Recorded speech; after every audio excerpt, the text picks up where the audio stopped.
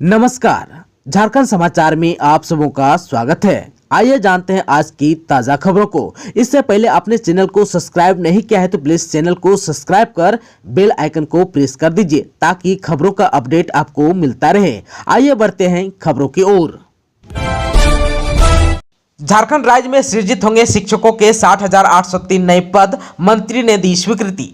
झारखंड के सरकारी स्कूलों में 60,803 नए पद सृजित होंगे। शिक्षा मंत्री जगन्नाथ महतो ने यह जानकारी देते हुए कहा कि मंगलवार को ही विभाग को फाइल भेजकर पद सृजन की अन्य प्रक्रिया को शीघ्र पूरा करने का निर्देश दिए हैं। शिक्षा मंत्री के अनुसार 60,803 नए पदों में प्राथमिक शिक्षकों के 30,440 पद, मध्य विद्यालयों के 29,175 पद तथा उच्च प्राथमिक स्कूलों के 1,188 पद शामिल है। उन्होंने कहा कि पंचायत चुनाव के बाद शिक्षकों की नियुक्ति की प्रक्रिया तेज कर दी जाएगी। राज्य गठन के बाद यहां शिक्षकों के नए पद सृजित नहीं हुए थे।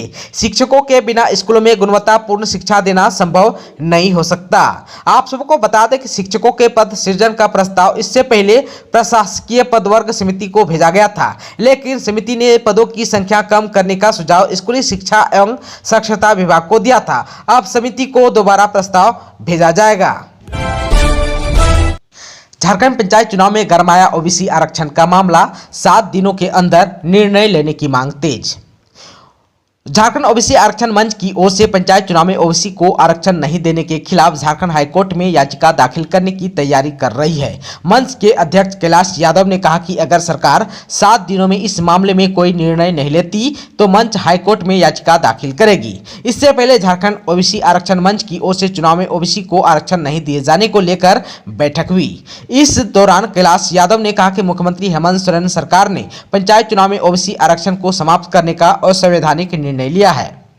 उन्होंने कहा कि सरकार ने झारखंड के लगभग 60% आबादी वाले ओबीसी वर्ग का आरक्षण समाप्त कर सामान्य श्रेणी में शामिल कर दिया है। सरकार ने ओबीसी को आरक्षण सीमा बढ़ाने का झूठा वादा कर और बहुसंख्यक ओबीसी समाज का वोट लेकर धोखा दिया है। इससे ओबीसी में आक्रोश है। झारखंड के कई इलाकों में बारिश की संभावना, भीषण गर्मी से लोग परेशान। राजधानी रांची समेत आसपास के कई जिलों में गर्मी की तपिश से लोगों का हाल बेहाल है। मार्च के बाद अब अप्रैल में भी राहत मिलने की संभावना कम ही है। कई जिलों में तो हीट वेव की स्थिति बनी है। इस बीच मौसम विज्ञान केंद्र रांची के वैज्ञानिक अभिषेक आनंद ने बताया कि आज भी राजधानी का मौसम शुष्क रहेगा और आसमान साफ रहेगा। वहीं 16 अप्रैल को झारखंड के पूर्वी हिस्सों में कहीं कहीं आंशिक बादल छाए रहने के साथ साथ हल्की बारिश की भी संभावना है। वहीं 17 और 18 अप्रैल को राज्य के पूर्वी हिस्सों में कहीं कहीं गर्जन के साथ साथ बारिश की संभावना है।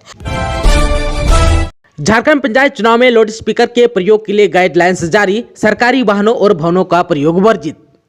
पंचायत चुनाव के दौरान लाउड स्पीकरों का प्रयोग सक्षम पदाधिकारी की लिखित अनुमति के बिना नहीं किया जाएगा। अस्थायी भवनों या गतिशील वाहनों पर लगे लाउड स्पीकर का प्रयोग रात 10 बजे से सुबह 6 बजे तक वर्जित रहेगा।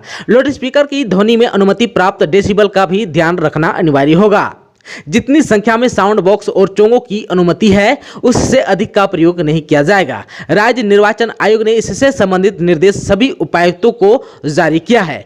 आयोग द्वारा कहा गया है कि सार्वजनिक जुलूस या सभाओं की अनुमति पहले आओ पहले पाओ के आधार पर दी जाएगी। जिन जगहों पर किसी प्रत्याशी द्वारा सभाओं का आयोजन किया जा रहा है वहां दूसरे प्रत्याशी जुलूस नहीं निकाल पाएंगे। आयोग ने प्रचार के लिए सरकारी भवनों और वाहनों के इस्तेमाल पर पाबंदी लगाई है। मंदिरों, मस्जिदों, गिरजाघरों, गुरुद्वारों या पूजा के किसी भी स्थान को भाषण, पोस्टर, संगीत आदि में प्रचार के लिए इस्तेमाल नहीं किया जाएगा। आयोग ने कहा कि किसी व्यक्ति विशेष एवं सरकारी उपकरणों की जमीन, इमारत, अहाते और दीवारों को झंडा, बैनर और पोस्टर लगाने के लिए प्रयोग में नहीं लाया जा सकता है। मकान मालिक की लिखित अनुमति के बाद भी ये कार्य नहीं किए जा सकेंगे। देवघर के रोपवे हादसा में चुनौतीपूर्ण रेस्क्यू ऑपरेशन में सेना के जवानों को कैसे मिली सफलता, आइए इसे विस्तार से जान लेते हैं। देवघर के त्रिकुट रोपवे हादसे में फंसे पर्यटकों को बचाने के लिए इंडियन एयरफोर्स, आईटीबीपी, एनडीआरएफ और सेना ने रेस्क्यू ऑपरेशन चलाया। 40 घंटे तक चले रेस्क्यू ऑपरेशन से 46 लोगों को नई जिंदगी मिली। रोपवे में फंसे सभी पर्यटकों के लिए देवदूत बनकर जवान आए और जो सांसें अटकी थी उन्हें नया जीवन दे गए। एयरफोर्स के अधिकारियों की माने तो देश में पहली बार रोपवे पर इतना लंबा रेस्क्यू ऑपरेशन चला। पहली बार 900 फीट से अधिक ऊंचाई पर फंसे लोगों को एयरलिफ्ट किया गया। यह भी पहली बार हुआ कि त्रिकुट रोपवे के ऑपरेशन में एयरफोर्स, आईटीबीपी, एनडीआरएफ और पुलिस के जवान संयुक्त रूप से लगे और सफलतापूर्वक लोगों की जान बचाई।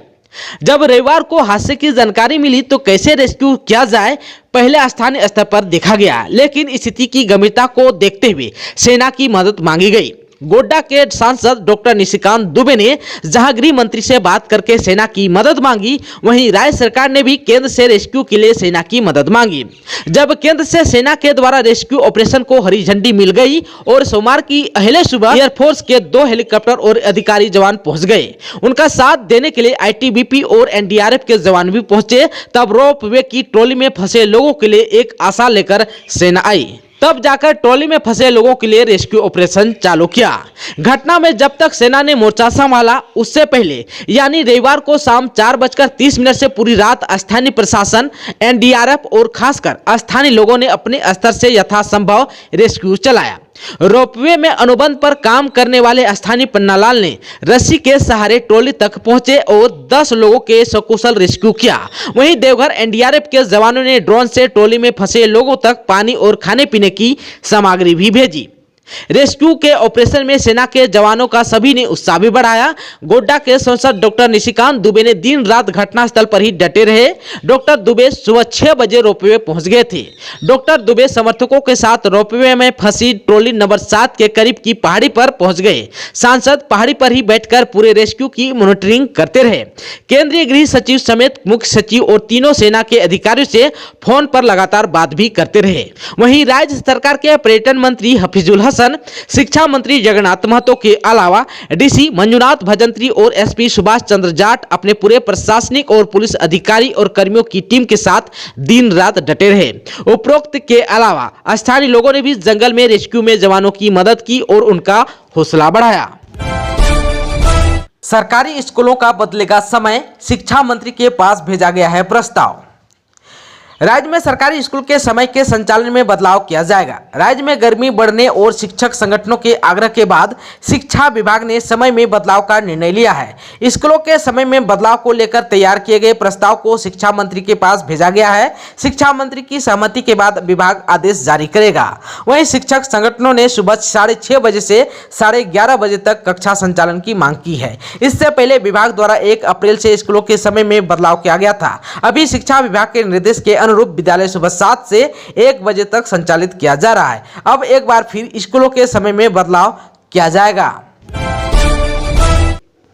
दोस्तों, अभी तक आपने चैनल को सब्सक्राइब नहीं किया है तो प्लीज चैनल को सब्सक्राइब कर बेल आइकन को प्रेस कर दीजिए ताकि खबरों का अपडेट आपको मिलता रहे। इसके साथ ही आज की खबरों में बस इतना ही। हमें दीजिए इजाजत। नमस्कार।